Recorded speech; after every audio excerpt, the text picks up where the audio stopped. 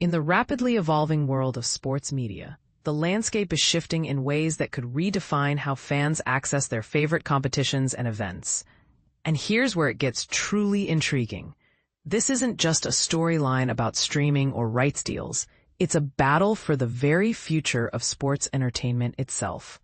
But more on that later. Nearly a year ago, a high-profile meeting took place at UFC 306 within the luxurious Sphere in Las Vegas.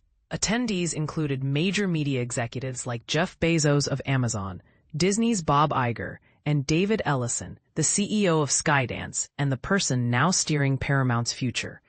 This gathering, spun into a moment of strategic planning, involved key figures from TKO Holdings, owners of UFC and WWE, such as CEO Ari Emanuel, President Mark Shapiro, and UFC founder Dana White. During that encounter, Ellison laid out a long-term vision, transforming Paramount into a dominant force in entertainment, especially after Skydance's planned acquisition of the company, which includes the legendary CBS. This vision was bold enough to cause eyebrows to raise among industry insiders, teasing a major shakeup in sports and media rights. Fast forward to this week, and Ellison is stepping fully into the spotlight, orchestrating what may become one of the most captivating chapters in sports broadcasting over the next decade.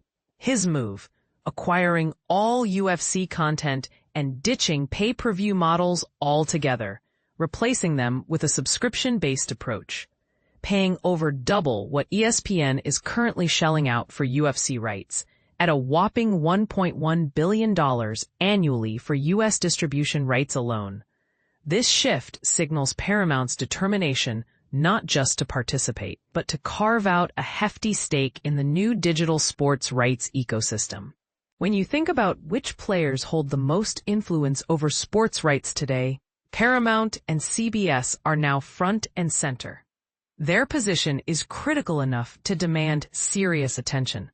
They're challenging the notion that only giants like Amazon, Netflix, YouTube, and Apple are destined to dominate sports streaming. It's a bold stance, and it's stirring debate about the future of sports consumption. Who really leads the pack, and who might still have a fighting chance? Meanwhile, ESPN isn't sitting idle. The network is reinventing itself for what it calls the next era of sports media, launching a new direct-to-consumer platform on August 21st. They've struck new deals with the NFL, adding 3 more regular season games, totaling 28 per year, and bringing in all the associated content like NFL Network, Red Zone, and the NFL Draft.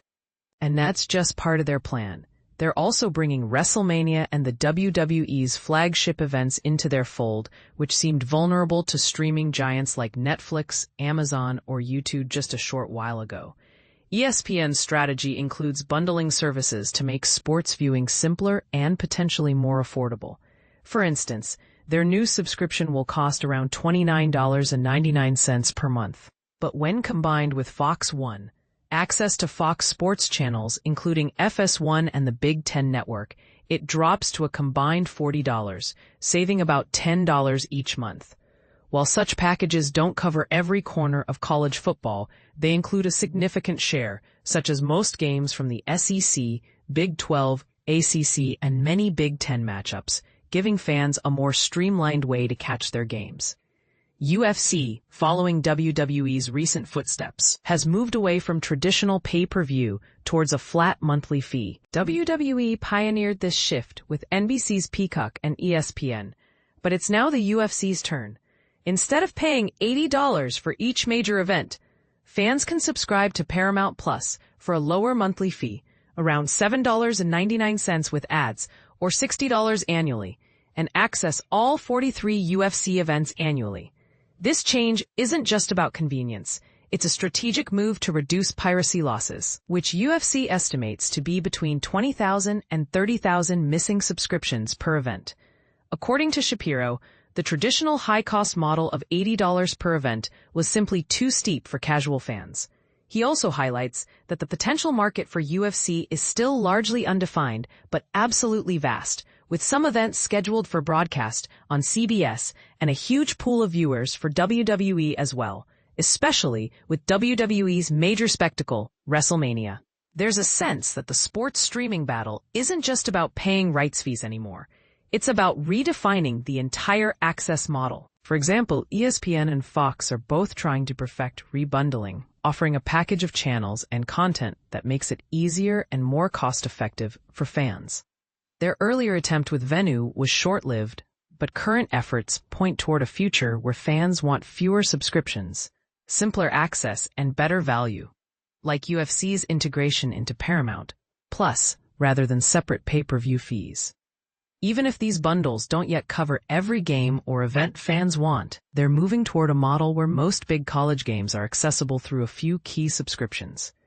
ESPN's research indicates that about 84% of college football games with high Nielsen ratings are now included in these packages, though some gaps remain, especially with non-Fox Big Ten games on CBS or NBC, and Notre Dame's standalone games. So, what does this all mean? UFC's shift to a subscription model, WWE's legacy brand pulling into ESPN's fold, and major media giants fighting for dominance. This is shaping up as a high-stakes, no-holds-barred cage match for the future of sports media. Ellison and ESPN are bringing the steel chairs into the ring, and the old guard, Disney, Paramount, Fox, NBC, are not backing down without a fight. Everyone predicted a future dominated by tech giants, Netflix, Amazon, Apple, YouTube. Yet, the reality looks more like a Wild West standoff, with the established players fiercely rewriting their roles. With multiple deals in progress involving the NFL, WWE, UFC, and others, this isn't just business as usual. It's an all-out war for where and how sports fans worldwide will watch in the years to come. Who do you think will come out on top in this chaotic yet fascinating battle? Drop your thoughts in the comments, because this isn't a story over yet.